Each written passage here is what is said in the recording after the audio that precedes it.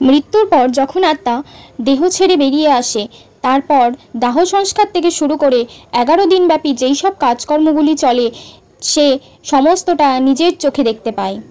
দাহ সংস্কারের পর কেন পিছনে ফিরে তাকাতে নেই জানেন কি?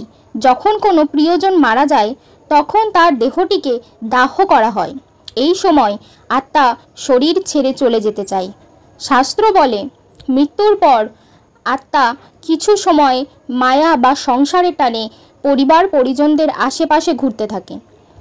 দাহ সংস্কারের সময় পরিবারের লোকজন চিতা জ্বালিয়ে দেওয়ার পর ফিরে যায়।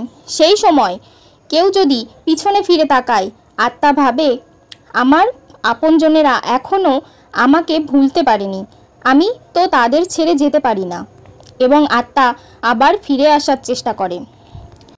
এই চিন্তা আত্মাকে মায়ার বন্ধনে বেঁধে ফেলে, ফলে আত্মা মুক্তি পায় না।